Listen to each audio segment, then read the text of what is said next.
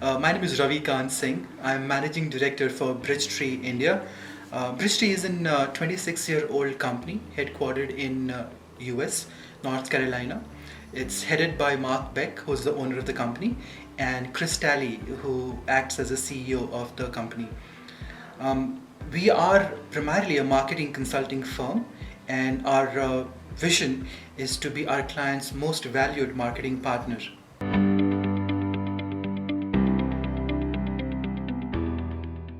Yeah, now considering we all are in still post-COVID stage where everybody is working from home, coming to office is very rare these days, Danish. We've migrated to a virtual working environment.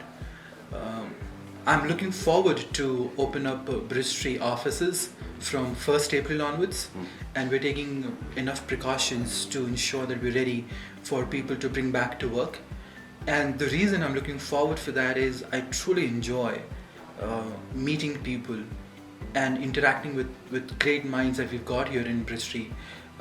We have some of the great analysts and data scientists and architects working for Bridgetree.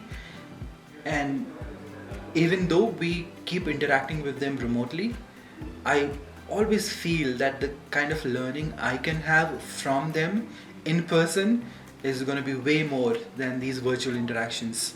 So that's what's motivating me for bringing people back to office and bringing everybody back, opening up the offices.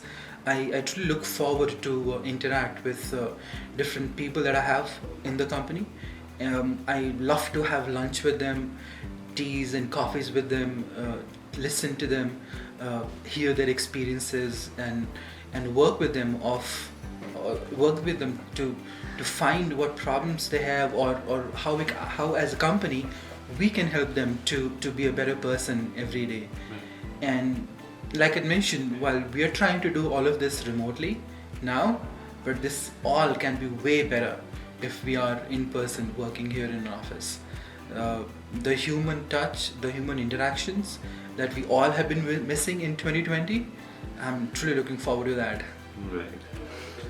And I totally agree with you. Like the human touch, interacting with people in front of you, having a conversation with them, and just sorry, just just the sense of people being around. Exactly, and it need not be in a meeting face to face. It just could be over a coffee. Right. You go to cafeteria and you're talking to some teammate that you haven't really interacted with in the last whole week, but you see him over a water cup place or a coffee place, and you just ask them, how are you doing? It's a simple question, and sounds very rhetorical question as well, of which you may not get a true answer, but Right. that question, which is mostly a formality, and an answer which again is a formality, becomes a formality.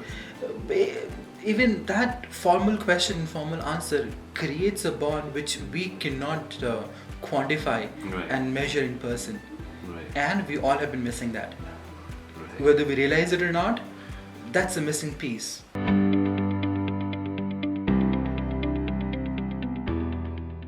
Definitely easier. Okay. But is it going to remove the experience that you will gain out of the personal interaction? No. So, digitalization in general makes life easier. And that's the common factor coming out of how we move forward in terms of digital. I mean, online interviews are very common these days. Right. We've hired so many people in the entire COVID period, and we're still hiring right now.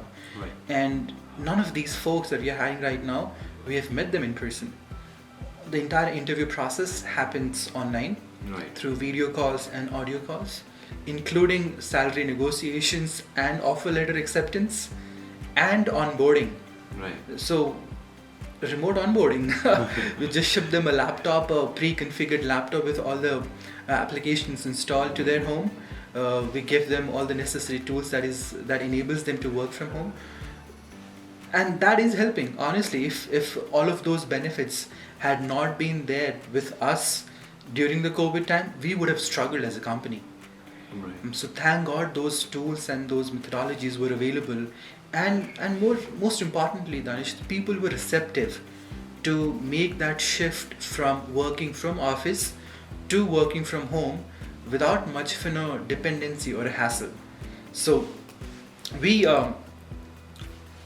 in Bristol, we started monitoring the COVID situation from end of Feb, and sometime in the first week of March, probably in the 1st of March, we created an internal committee here, internal Bristol committee to monitor the COVID situation here in GR Tech Park and in Bangalore, Right. and give recommendations to me and to the management of what should we do.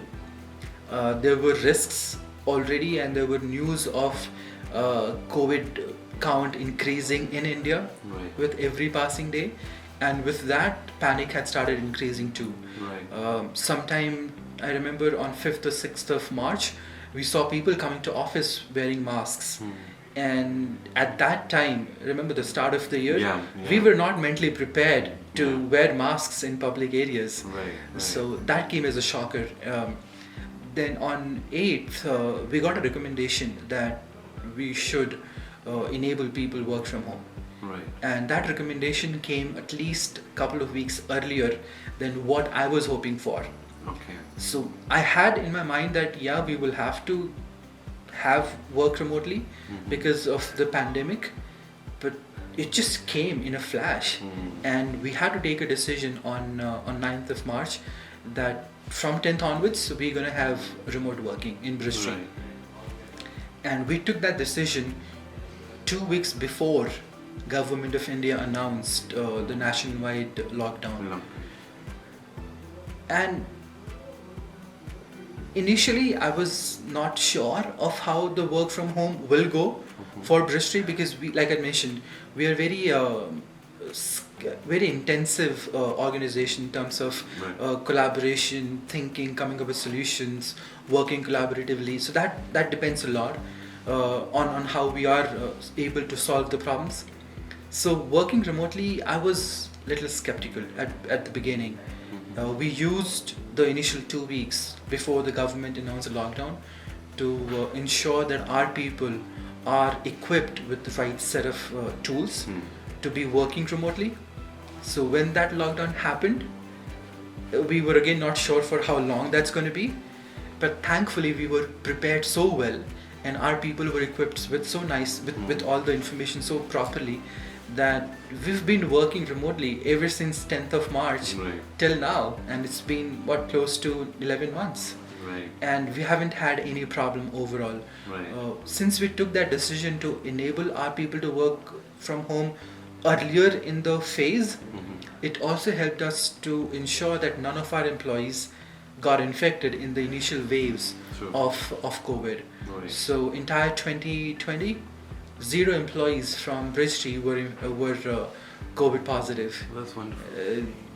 Yeah, I really think our folks stepped up a lot in this whole situation, and we kept the dialogue ongoing with them so that they are aware of how as a company we are thinking and how we're coming up with newer ways to support them. Right. We had no layoffs in the entire phase. We stopped the hiring in the first 2 months. So there was no hiring in the month of April, May, June, and July. Right. So we continued with our same staff. But after that, we started picking up the work. So from October onwards, the business picked up, meaning the whole thread that we've had towards the initial phase of the year kind of weaved Yes. off and started going back to normal. And since then, even now, to be honest with Danish, currently in January and February, right now I'm sitting in the most aggressive hiring spree of Right. Bristol in last 4 years. Wow. So that's a good sign of how business is picking up, Okay. and our road to $100 million looking way so clear right now.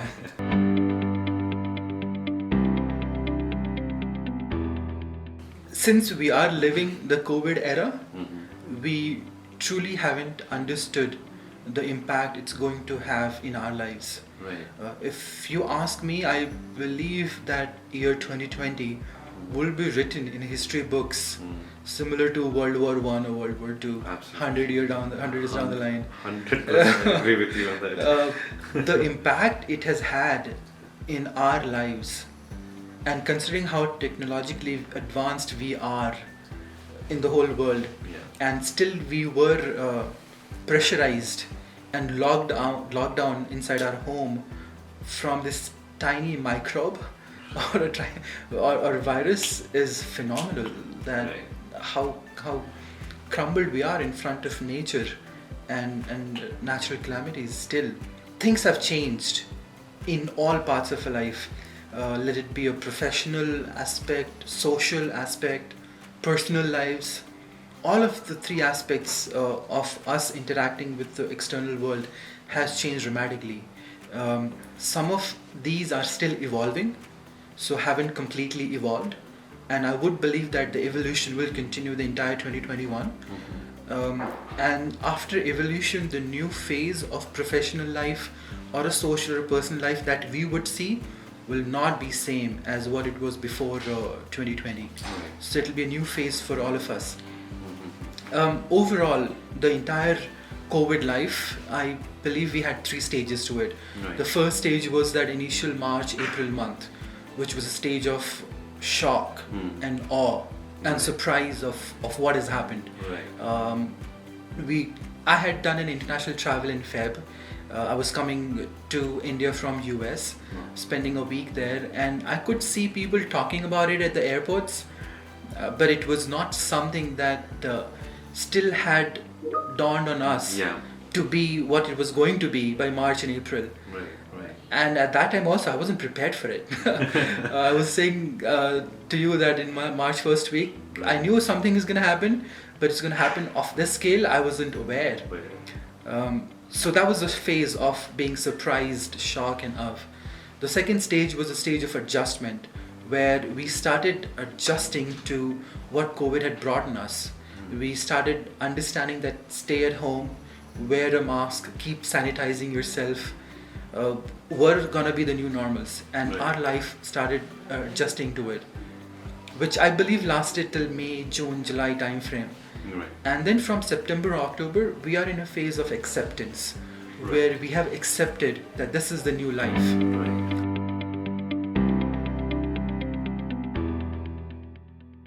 Was I that a moment I like was that? worried for sure. If I say that I was not, then I'll be lying to myself. I was in a big phase of shock entire March and April month. I just couldn't fathom of what this situation is going to lead us to.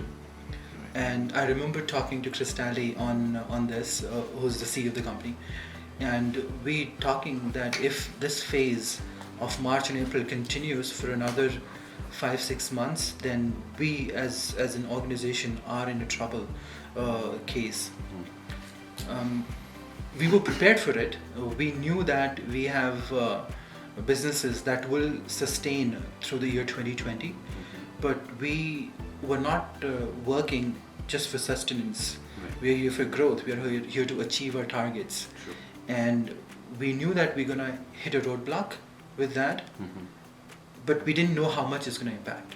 Right. And there was this phase of uncertainty in the month of April and May especially, because every day everybody was counting COVID cases like a score. Right. Everybody was in a panic state, with the number of cases increasing every day and then doubling every 3-4 days. We had huge risks on how we will survive and how we will come out of it. Right. And by the time June and July came up to us, and things started to become a lot more normal, we realized that I think the worst is probably over. Even if it's not, we will have to prepare ourselves as an organization to face and fight whatever is coming our way. And then that's the time when we started rebuilding our organizations, the sales strategy. We got a new sales strategy, we came up with a couple of new solutions that we could pitch our clients to take advantage of the problems that COVID had brought on us and converting them into opportunities. We came up with a lift solution, we came up with a Symbio solution to pitch to our clients, and I'm glad that those solutions did click with some of our clients, and that opened up a new stream of revenue for the company. So we tried to adapt, like I've been mentioning, and figure out of what we can do in this situation to convert this risk as to into an opportunity. Right. So yes, we had, and like everybody else, I believe we all had the same phases True. of COVID, wherein we went through a peak of problem when we started realizing that hey, this is gonna be probably the end of the world, which was Right. which was documented to be 2012, but it's happening in 2020. But as an organization, and not only as an industry organization, I believe globally as a human race, I believe we came forward fighting pretty well. In some stages, still continuing. Socially, I mean, still continuing in multiple countries and multiple phases wherein there are new strains being identified, and there are some countries which are going through a lockdown phase again. But overall, we've gone through that phase and that drill of lockdown, and we've understood that what the mantra of crossing that phase is and how we can still be successful. If you look at the financial market, it's such a great example. I mean, we had a great low in the month of March and April. Right. But I believe financial markets saw the opportunity way before the social and the personal side of us saw it. Yeah. And if you see with the recent budget that Government of India announced, in that budget everything seems to be fairly normal already. Yeah. I mean, there isn't really any major thing that talks about impact to Indian economy, which could have been a drastic change overall. Yeah. So it seems to be fairly normal there. And if you look at the financial institutions, the investment firms, the brokerage firms, they are reaching new heights. Yes. So gone are the days of stability and normalization for them. They are all in a growth phase. True. So cashing on opportunities, yeah, definitely.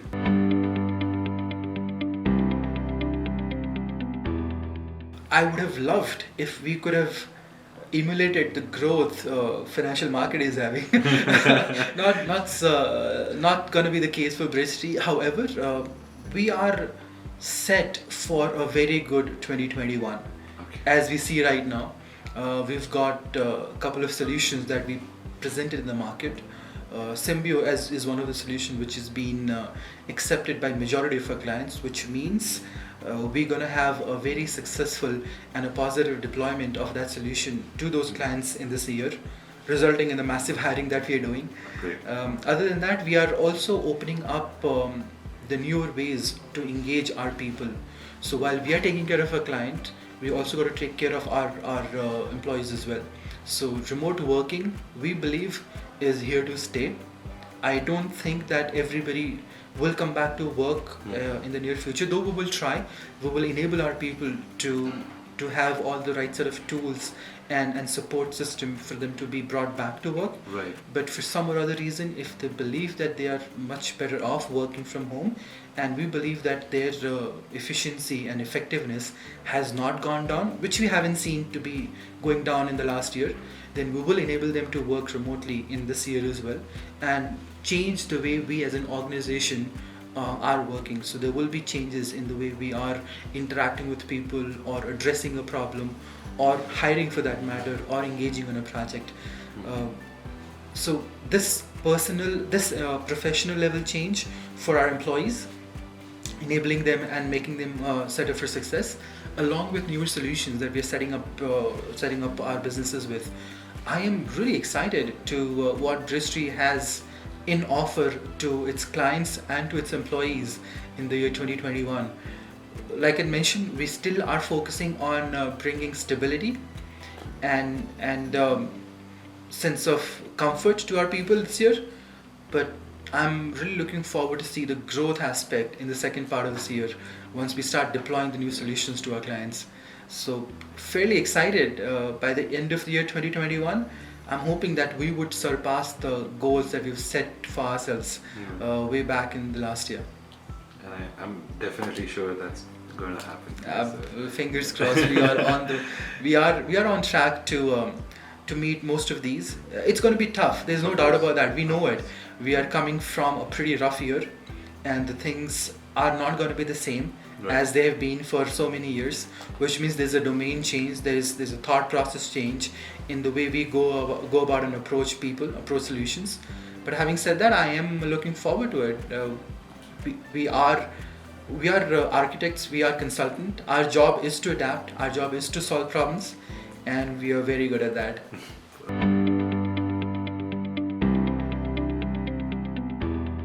So what I don't know, what others won't know about me, like I mentioned, I'm convinced that nobody in my company knows that I have a YouTube channel with 2,000 subscribers and I'm making money out of it. Oh, okay. Not much of a money. So on YouTube, if you have more than 1,000 subscribers and certain hours, I believe, then you can monetize your channel. True. I believe it gets monetized something. Yes. So it got monetized during the lockdown, thankfully. So and I got my $100 check from Google some time back, so that was good. I'm pretty sure that nobody in the company knows about that, or anybody else as well. So I've kept my YouTube life totally separate than what I'm here in office. I thought that it may not fly well with the people that I work with, so I've tried to keep them separate, but yeah, it doesn't really matter. It's just one of the things I picked up during lockdown. Got excited on the things that you learn in the audio and visual world. Right. And YouTube offers a very collaborative platform for you to showcase the knowledge that you've got. That's true. And if you do have an audience who shares the passion with you, then they will watch your channel and become very interactive. And that really helps everyone. So I did that. I posted some videos in the month of August, September and October, and those turned out to be fairly receptive. So I'm thankful to all those people. And it was a massive learning, like I mentioned, learning Adobe Premiere Pro for video editing or going through these equipments that you've got here are great learnings.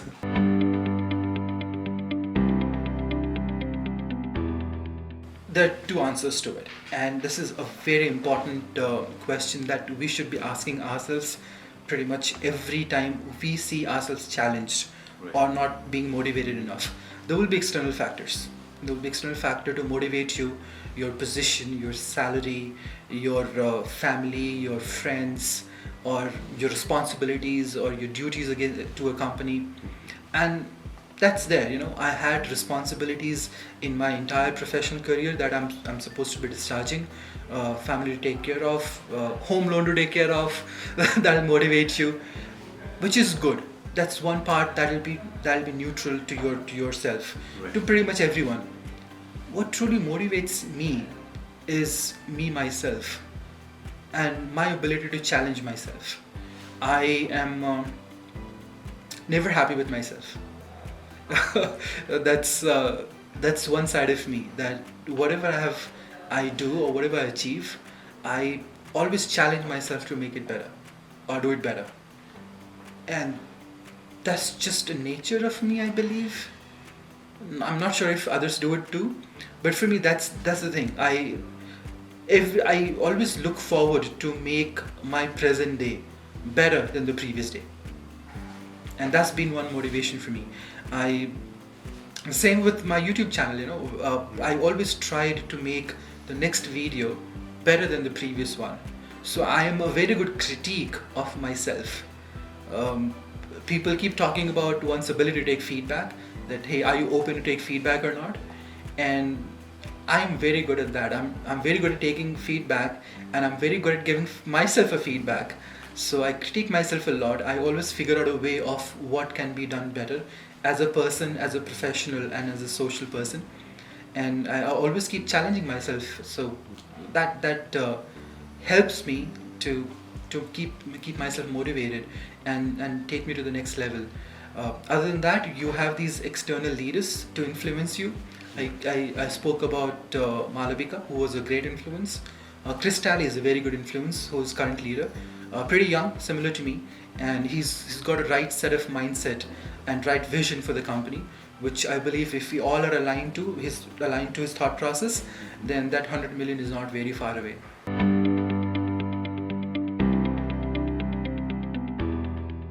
I was a very nervous 18-year-old guy. I remember if I could tell my 18-year-old Ravi, I'll tell him not to take so much of a pressure. You're good. At that time, I really did, like I mentioned, I really had no idea of what my potential was, and to me myself, I was an average Joe, just like anybody else. I'll just go and tell him not to keep so much of a pressure and just go with the flow and have some more confidence in doing what you want to do. I probably would have taken a little bit of more risk at that age, uh, which I didn't, and went through the safest path possible. So I'll ask him to be a little bit more confident and take more risks if he could back at that time.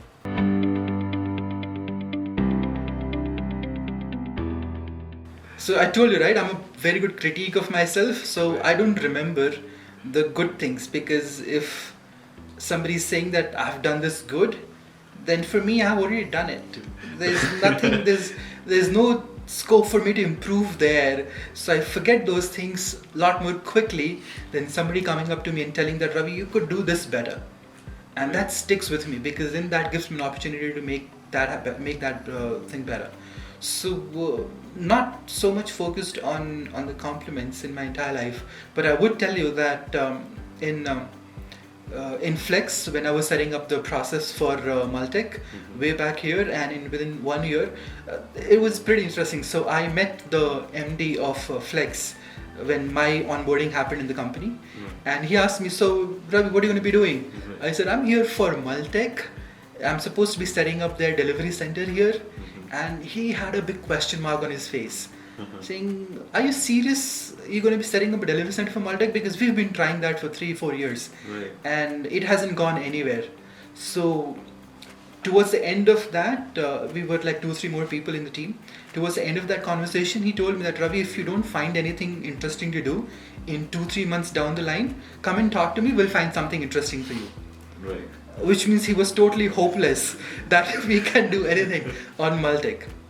I remember after 1 year giving him a review on Maltech process, which was, I was the first employee in the Maltech process, which was already 123 people strong. So in 1 year, I took that from 1 employee to 123 employee.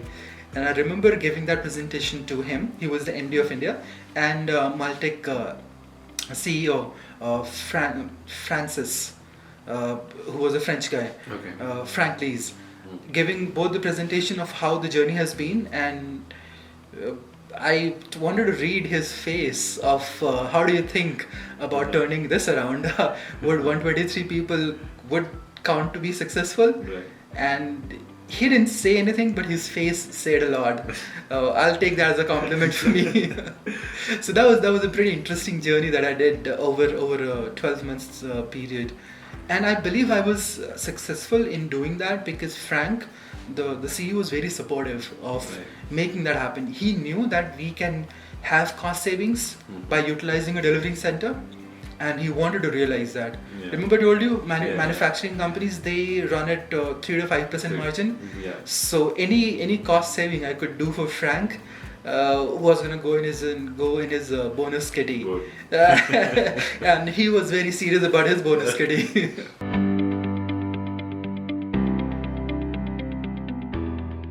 Oh, I'm a big fan of Bill Gates. Just what a visionary he was back in 1970s and 80s. He saw something. He saw future, literally. He could see things that none of us would even have thought about even after 10-15 years of what he saw. He was such a big visionary, and as much he's a technology person, I believe his leadership style and leadership thought process that he gave to the world was much more visionary than the technology that he brought on board. Because I'm pretty sure that if not him, somebody else would have come with an operating system and ruled the world. But the thought process with which he brought it to all of us and made a computer a household thing was visionary. So Bill Gates, definitely, I'd believe him to be there, and he's alive. So let's hope I do get a chance to meet him someday in some of the business forum. That's the one thing. I go and attend business conferences, hoping to meet such great leaders and hear their experiences. So it's always been a great journey, and I really hope that happens. Elon Musk, definitely another big visionary and a great leader. Again, a technology person, and with which he's shaping the whole world. If I do get a chance to interview him, I'll be great. Or have a lunch or dinner with him will be totally great. Third person, totally different, but I believe that having he's dead now, but I believe that if I had an opportunity to meet the India's ex Prime Minister Atal Bihari Vajpayee as a leader, he has a big influence on me. Though I do not have much exposure on political side and the complexities a leader faces as a political leader, but the kind of things that he did way back in 2004, working with different political ideologies, bringing them together